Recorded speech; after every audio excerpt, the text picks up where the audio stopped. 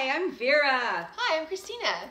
And we're going to talk today about a viewer called in, well, didn't call in, emailed in. And has a question.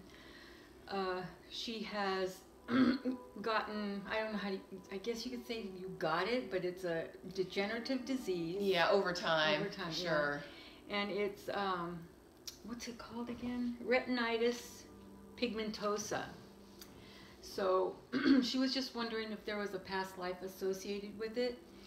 And first and foremost, we are not doctors. Exactly. I never professed to be anything other than giving spiritual information. And this is just to help, like we always say, in alliance or in accord with your medical doctor. Along with, this, exactly. Yeah, this is the spiritual part of it that can help you, you know, in that kind of aspect of the disease that you're going through. Yeah, and I just wanted to say, in case you didn't know what the retinitis, whatever that was that you just said, it has to do with losing her eyesight over time. Right. Right, yeah. Okay. So she wanted to know what it was, and I got two different past lives on that. And one of the past lives is something that she needs to release and let go because it's she brought back guilt. And she was in a past life with, you could say, like a family of healers and midwives. And of course, you know, in that, I keep getting kind of like, I don't know if it was it Quaker time or pilgrimage-y time frame? But whenever it was starting to get out of hand, you know, they were starting to accuse everybody. Oh, of being witches and being evil and all that kind of thing. Yeah, or being possessed and all that stuff. Right. But, so she was in a family of three. The father had long since gone. I don't get a feeling that he died. He just took off. But so they were left to their own, you know, to fend for themselves. And one of the things that they did was healing with herbs and that kind of thing. And, you know, because they did know a lot about the body. So, but of course they were accused, two of them, the mother and the daughter, were accused of being witches. Right. So Kelly, not her real name, was one of the sisters, and they didn't want her to let the townspeople know that she was associated with them because she was very shy and she didn't go out like the other two did. She was pretty much, she stayed home, and, you know, she was the one that collected all the, or put the herbs together for the mother and the daughter. So people didn't really know her. Yeah, that much. So, you know, she could get away with saying that she just went there for something, you know, to get an ailment fixed or something like that. But so of course they didn't want her to tell, but she was there when they were hung. And just the guilt, and, you know, they wanted her to survive so that she can continue the work, because there is no one in that village or place that knew how to help people. You know, so they wanted her to continue the work. And so she saw them be hung, and she started slowly losing her eyesight. So it was like she didn't want to see. Yeah.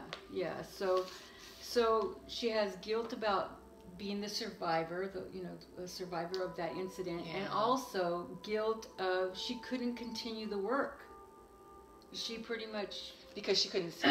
Yeah, she was blind, and she took it as it was, her life was over. You know, she became a recluse, and yeah, she didn't want to go out. It was dangerous for her to go out. She was by herself, you know, so because she was, you know, alone, and if she couldn't see, she would hurt herself, or somebody could come up to her and she wouldn't know, and that kind of, or a wild animal. So I have a question. So so this is affecting her in this life. Yes. So is it cell memory, or did she chart it because she wanted to work through this? Both. Yeah. That makes sense. Yeah. So, but a lot of it is the guilt that she has, that she didn't get to continue the work, and, you know, she had to see them go through what they went through. So that's a life cell memory that she needs to release and let go. You know, it was, of course, I've been there, done that. You don't have to continue to have that pain and that guilt in this lifetime, that fear in this lifetime. Right. So if she can let that go, you know, however way you want to do it. A lot of my clients I would have them blow into a balloon and let it go. And then whenever they couldn't see it anymore, then you replace it with something positive. And I always, you know, had the client pick whatever the word or the symbol or whatever it was that was pertinent to them. But this next life also had an issue with the eyesight. Really? Yeah, and she was a ninja. So she had Japan. another life, and she was a ninja. Was she male or female? Female. Really? Yeah, so that's interesting. Yeah, I have to look that up and see if it's for real. Well, I mean, I'm sure there has to have been, you know, because females were very important. How would people even know anyway? I mean, ninjas like pretty much strike in the dark and kill people. Yeah, exactly. So, but wow. Yeah, so she was, and actually was with one of the ladies from the midwife healer life. Really? In that ninja life. So, like, okay, double whammy again, right? Interesting. But this one is a life that, or lifetime that she could bring forward the strengths and the talent of, you know, you have to be, you know, talented to be a ninja, right? You know, physical acuity and all that stuff. But in that ninja life, she was blinded. She was caught by whoever, I guess you could say the enemy, and they gouged out her eyes because they wanted her to suffer. They didn't want to kill her. They wanted, because, you know, she's this high ninja that got caught. That and that was a whole nother story, because she was caught by, she was set up basically. But anyway, they wanted her to suffer and not be able to do her work anymore. Right. Well, she continued. Are you serious? She is amazing. She continued to do it. Wow. And she just had, she honed those skills of, you know, that's cool. The senses that we don't even think about. Right. And she was still able to do it blind. I was just going to say, she relied on her other senses. Yes. I mean, that would make her even more dangerous. Yeah. Because, I mean, she doesn't need any and then, I mean, she could be like this little feeble. Exactly. And people would never know. That is she was really amazing cool. in that life. So you need to bring that forward and incorporate that strength, that you're not going to put me down. You're not going to make me, you know, wallow or whatever, you know. Exactly. Yeah, so that was really important for her to bring forward and to utilize it in her current lifetime.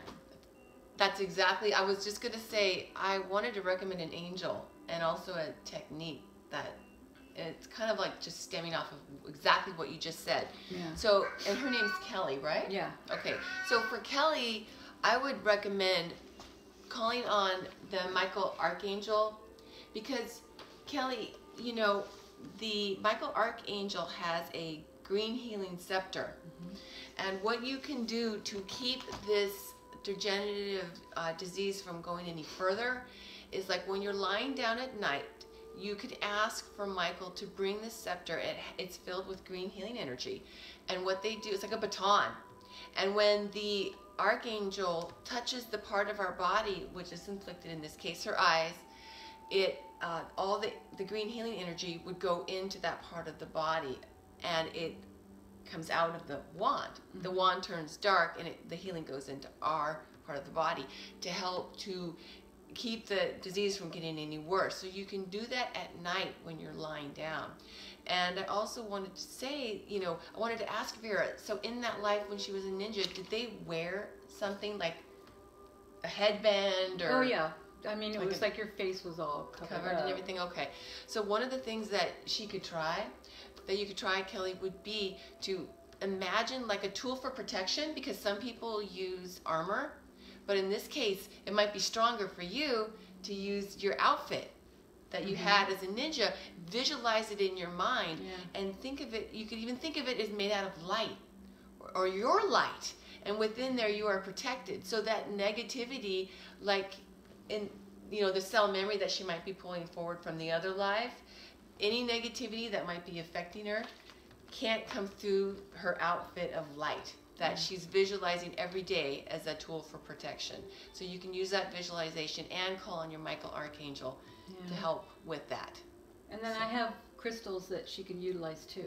Oh my gosh, that's right. Yeah, so there's green aventurine, there's citrine, and there's also rose quartz. And it's interesting, the green aventurine, you know, so, and that is really, it really helps the eye disease, that kind of thing. Citrine does. No. Oh, green aventurine. Got it. Green aventurine does. Wow. And I want to make sure I get it right. It's for negative emotions, because, you know, of what you're going through, thoughts, malignant conditions, which, you know, the degenerative, I know it's not cancer or anything, but still it's something that's, you know, not getting better, right? And then nausea, stress, and it also helps your heart and balancing that, and the male and female energy. And then the citrine also is for optimism, letting go of the past. Yeah. You know, so that goes along with what you were saying.